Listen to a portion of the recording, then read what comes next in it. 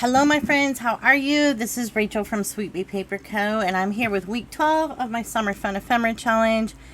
If you make anything for this challenge, please use hashtag Summer Fun Ephemera so I can check it out. Make sure you tag me, send me a message on Instagram or TikTok so I can see what you've made. I would love to see. And so I wanted to start today's video by kind of showing the container in case you're coming over here from TikTok. I've gotten a ton of questions of where I've gotten this container. I'm pretty sure I got it from Michael's, but you can find these anywhere. So the containers inside this big container are for like 4x6 pictures. And there's 16 in this one. You can get some with different amounts in them. I've seen some with like rainbow color containers in them. So there's tons of different versions of these. And I even linked one down below in my Amazon storefront. But let me tell you this, don't pay a ton of money for these. Watch for sales. Use your coupons if you can. I don't know if Joann Fabrics has these, but I know at least they still have coupons, unlike Hobby Lobby anymore. But sometimes their stuff will be 40% off. Michael's. But watch Michael's for sales. You guys know, especially if you're a crafter, that things go on sale at these craft stores all the time. And I don't want you to spend a ton of money on these. And you don't have to have this to do any of these challenges or videos. This was just my personal goal, is to fill up every single one of these. So when I'm working on a journal, I can just pull one of these out and to use them. I might label them when I'm done. I'm not sure. I'm not sure yet. I kind of don't want to label them. I don't know. I don't know. We'll see. But yeah, I've been sharing these, kind of what we're working on each week on TikTok, so I can let people know. So if you're coming over from TikTok, hello, welcome. Make sure you subscribe. At 1,000 subscribers on YouTube, I am having a giveaway. So let's get started with week 12, because as soon as I start recording, the neighbors let their dogs out. Surprise, surprise. It's not a surprise. I pretty much can guarantee as soon as my I have a really bright light over this way that I use even when I have sunlight to kind of make the light on my desk even, and I think they can see that light, and as soon as they see it, I think they let their dogs out. Okay, so this is what we're going to be making today. I've made a ton of these just off and on. I showed in the last video that I was using boxes from like just things around the house that we got, and I did. So there's like my donut shop coffee box, a Nutri-Green box, some other boxes and stuff. I did use all of those, and I still have a piece here I need to cut out for the donut shop coffee. That coffee, you know, it's not too bad. So I want to just really quick kind of show you how I make those. I've made these on my channel before, and I wanted to have a bunch of them done, but let me grab some scrap paper. Okay, so I have a couple pieces of scrap cardstock I'm going to use. I've got the craft color and this cream cutoffs, and they're pretty good size for this. So what I like to do is to just kind of create like some interest on the back of them by using a script stamp. So I have my giant script stamp. I have this listed in my Amazon links down below. I love it. I use this all the time. So I just kind of go all over, just kind of dab one of my distress inks on it. And today I picked out walnut stain. So I'm just going to kind of push them up. I remember when I made these before, I made the text too, it was like too Sorry, I can't really think today. I have a lot on my mind. I just have a lot on my mind today, mainly from work. I'm trying to like work through in my head.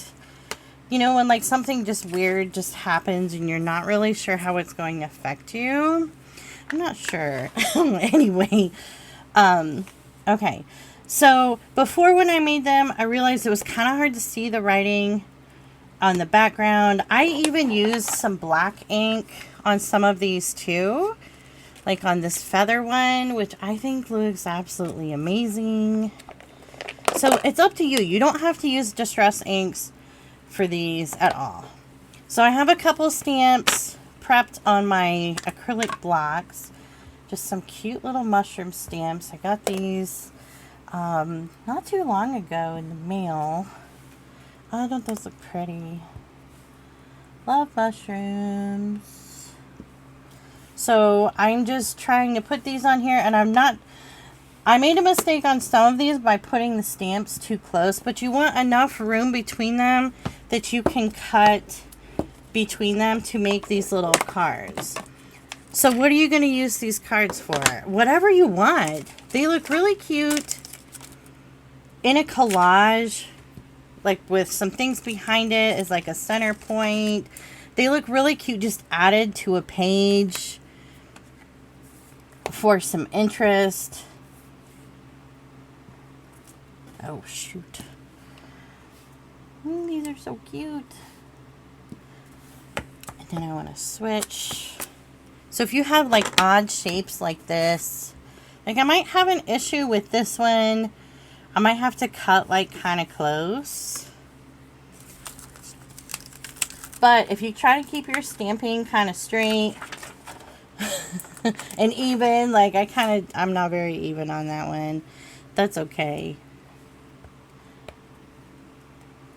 But you can kind of save your scraps of boxes if you're not using them for something else for these. That way you are making trash from treasure. Am I right? Wait. I said that completely backwards. I'm such a dork. You're making treasure from trash, or you're recycling rather. Oh my gosh, maybe I shouldn't record. I just am all over the place. I'm distracted, but geez, that was terrible. Okay, next. Got my stamping done. Let me get these out of the way. Next, I just want to cut them apart. If you need to wait till your ink dries, definitely wait. For the bigger pieces, I used my my paper cutter. For these, not too concerned, although it's hard for me to cut a straight line. We'll just cut them out. Ooh, more scraps. Now this next part is entirely up to you. Oh, I forgot to say too, you could also use like the distress sprays. I did that on a couple of them and they looked really cool before. Okay, so this part is definitely optional. I just love the look of rounded corners. So I am going to go in and try to round some of these corners. It was a lot more difficult to round the corners on these, on the cardboard ones, because they're just so thick. This cardstock is really easy. And also too, if you don't have cardstock, because I get these from Michael's, they're the 8.5 by 11 craft and the cream one. I don't get the super thick ones. I don't need the super thick ones because the other ones go on sale pretty often. And that's what I use for this. However, if you have some cardstock where you are, or scrapbook paper, excuse me, that you are just not loving the other side, let me try that again. If you have some scrapbook paper where you are just really not liking the pattern, you can always use the back of it for this. Just stamp a bunch of things on the back of it, cut them out, and you'll have that, you know, glued down. You won't even know the back is there. So that is always an option too. I've done that before on a couple of them where I didn't like the pattern of the scrapbook paper. It just wasn't my thing. Okay. This little corner thing is the We Are Memory. Oh my gosh. We Are Memory Keepers one with a couple different sizes. I really, really like this little corner thing. I use the small one all the time because I have a bigger one elsewhere. But that's, oh, it's not it. One more step. This is also optional too. I mean, the whole thing is optional, but you know, I just go in with the Distress ink and distress up the edges. And that's it. These look so cute. I love the little ones. Adorable. I just finished a mushroom journal, the cover and stuff, and I can't wait to get the signatures done and get everything put in. I don't think it'll be just exclusively mushrooms, but I found that mushroom fabric at Joann Fabrics, so I wanted to use that. So this is definitely one of the easier weeks, which I really like. So what I did to get a bunch of those done was I sat down and I stamped. I did all my stamping at once. It took forever, but I did all the stamping at once. And then cutting them apart and doing the corners, I just kind of did in stages whenever I had time. Like, I think we had a webinar for work and I worked on them during then too. So when you're sitting down watching TV, you know, it's a good time to get some of that busy work done with those. I'm just going to cut these apart since I got them here. So yeah, this is definitely harder to cut apart. Where did the other one go? Oh. And I didn't cut them straight. But usually what I've noticed, and let me know if you've noticed this too, is it's like, if your cut isn't super straight, once you round the corners, it's kind of hard to notice. Like, I don't see it as much.